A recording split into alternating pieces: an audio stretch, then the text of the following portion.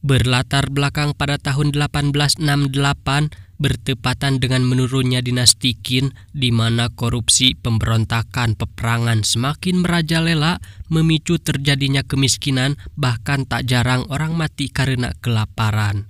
Dan kisah akan berfokus pada seorang pemuda bernama Huang Peihong yang bertekad ingin mengembalikan kesejahteraan rakyat di sana.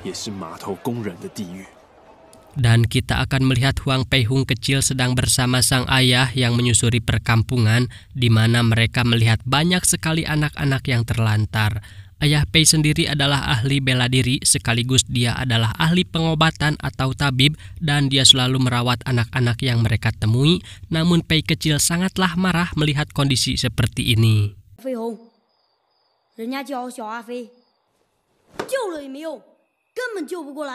Adegan beralih ke sebuah sungai di mana sungai tersebut adalah jalur perdagangan yang makmur Tiongkok menuju dunia, dan di sana terdapat sebuah dermaga yang dikuasai oleh dua paksi besar, yaitu geng Macan Hitam dan geng Laut Utara. Bertahun-tahun mereka berperang satu sama lain untuk mendapatkan keuntungan terbesar dari perahu yang berlabuh di sana. Selain menguasai dermaga, Macan Hitam juga memiliki sarang opium, perahu bordil, dan tempat judi.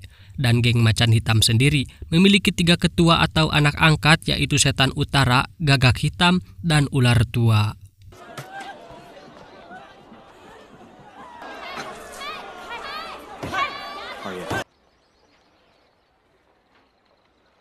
Tiba saatnya geng Macan Hitam ingin mengadakan ospek untuk anak keempatnya, di mana Pei juga ikut berpartisipasi.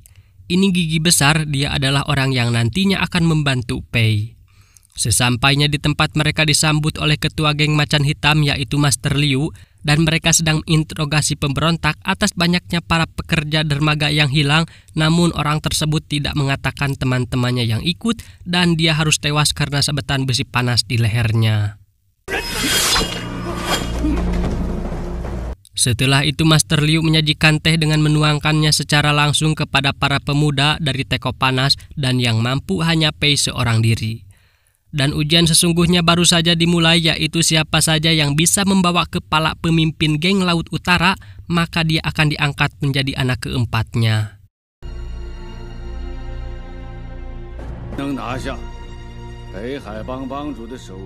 Pei dengan penuh ambisi langsung mendatangi tempat pemimpin geng Laut Utara. Saat itu juga pertarungan pun berlangsung sangat sengit, tapi pada akhirnya pemimpin geng Laut Utara harus terpenggal kepalanya oleh goloknya sendiri dengan cara yang cukup elegan.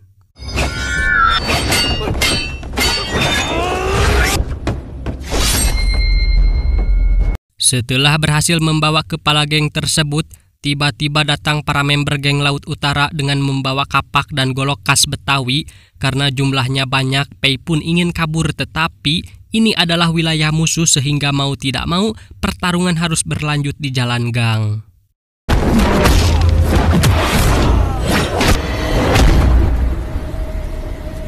Karena musuh tidak ada habisnya, bahkan jumlahnya terus bertambah, Pei harus tumbang saat itu juga. Namun gigi besar muncul dengan menyalakan petasan dan berhasil membawa Pei kabur dari sana.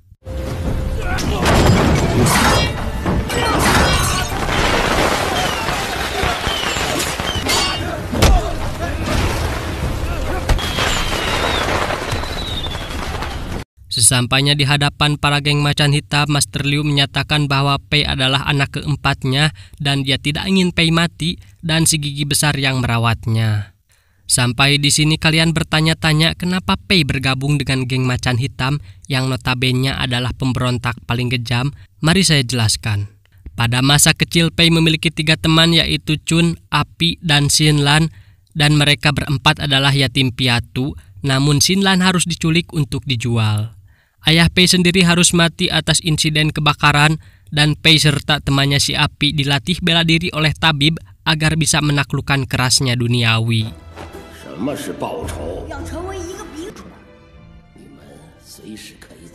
Tujuan utama Pei adalah mengumpulkan informasi sebanyak-banyaknya dari geng macan hitam agar dia bisa membunuh mereka secara perlahan. Ketika Pei bertato sebagai tanda ketua keempat, dia mendapatkan informasi tambahan bahwa geng macan hitam memiliki gudang uang di mana gudang uang tersebut hanya bisa dibuka dengan 2 kunci yang berbeda yang sekarang dipegang oleh ular tua dan gagak hitam.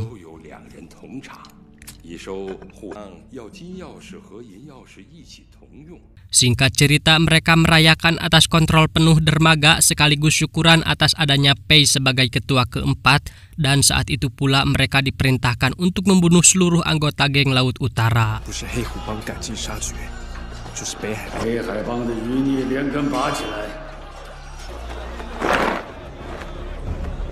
Pei sendiri memilih perahu bordil sebagai rumah keduanya setelah geng, di mana di sana terdapat wanita cantik yaitu Xinlan. Namun Xinlan menyembunyikan identitas aslinya sebagai teman Pei ketika kecil, sehingga Pei tidak mengetahui bahwa itu adalah Xinlan.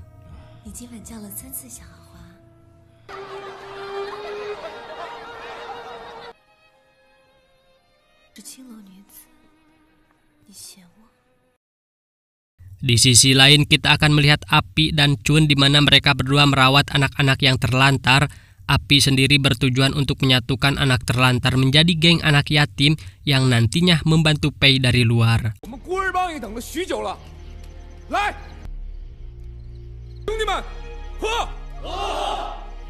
Setelah itu mereka sering bertemu untuk bertukar informasi melalui surat dan tanpa komunikasi seperti teman pada umumnya. Keesokan harinya Api dan Chun berencana menjebak ular tua untuk masuk perangkapnya di mana dia memiliki kunci emas. Rencananya pun berhasil di mana ular tua harus dikeroyok dan mati plus bau di sebuah WC umum.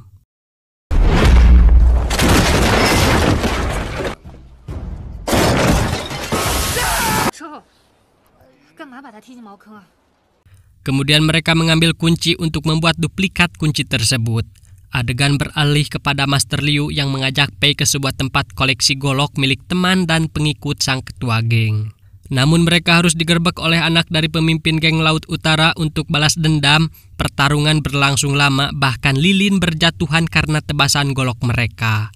Sementara Master Liu sibuk mengurus anak buah orang itu dan Pei sendiri sangat kesulitan, tapi seketika berubah saat Master Liu membantu Pei yang membuat orang itu harus tewas mengenaskan.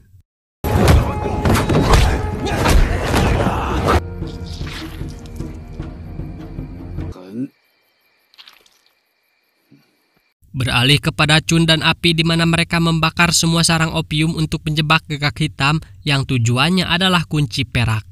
Chun sendiri memberikan kode kembang api kepada Pei untuk datang ke sana. Chun menggiring gagak hitam untuk masuk perangkapnya di sebuah rumah kosong dan di sana telah siap puluhan orang untuk membunuh gagak hitam.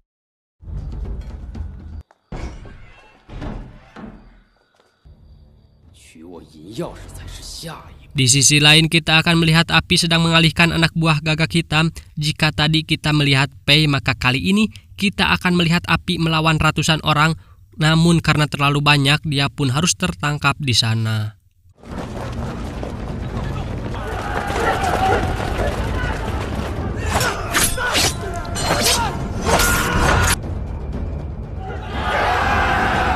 Kita akan melihat jati diri Pei sesungguhnya bahwa dia bukanlah di pihak geng macan hitam.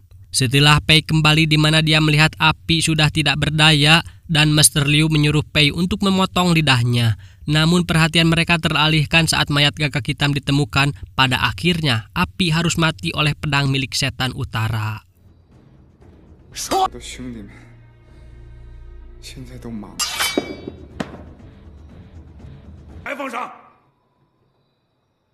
Keesokan harinya Pei menangis mengingat dia melihat temannya sejak kecil harus mati di depan matanya tanpa bisa berbuat apa-apa. Dan dia juga menyadari bahwa setan utara sudah mulai mencurigainya. Singkat cerita, malam pun tiba. Pei ditugaskan untuk mengantarkan obat kepada rumah sakit kusta. Namun hal mengejutkan terjadi di mana dia melihat ratusan para pekerja untuk dijual. Di sisi lain setan utara sedang diurut dan dia kedatangan 2 orang wanita, ternyata itu adalah Xinlan. Rencana Shinlan datang ke sana adalah ingin membunuh setan utara, tetapi dia adalah seorang wanita yang pastinya dia kalah dan mati dengan kondisi cantik tanpa luka.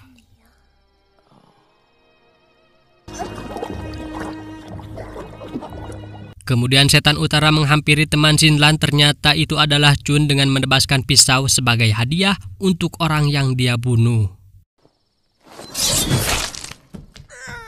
Setelah kejadian itu, Chun memberitahukan kepada Pei bahwa orang yang selama ini bersamanya adalah Shinlan, teman dia ketika kecil, dan karena itu emosi dan amarah dari Pei bangkit, dan itu adalah saatnya untuk pemberontak. Singkat cerita, Pei dan Chun menyebarkan informasi rumah sakit kusta yang terdapat ratusan para pekerja, dan seluruh warga berbondong-bondong untuk menyelamatkan mereka semua. Setelah semua berhasil terbebas, di mana mereka semua mendatangi dermaga tempat Master Liu, dan Pei muncul di sana dengan mengajak Baiwan kepada ketua geng macan hitam, yang sangat bijaknya mengatakan, jika aku mati jangan ada yang bertindak, tetapi pikirkanlah keluargamu di rumah. Sebelum bertanding, Pei membakar semua penjuru gudang tersebut, dan inilah pertarungan Huang Peihung melawan Master Liu. Melihat pertarungan tersebut mengingatkan saya kepada pepatah emak bahwa pundak tidak akan melebihi kepala. Dan itulah yang terjadi nyatanya, pengalaman dari seorang pemimpin geng macan hitam lebih unggul dari seorang Pei. Namun atas rasa sakit dan penderitaan yang dia alami selama ini, seketika berubah menjadi semangat yang membuat Master Liu harus tumbang saat itu juga.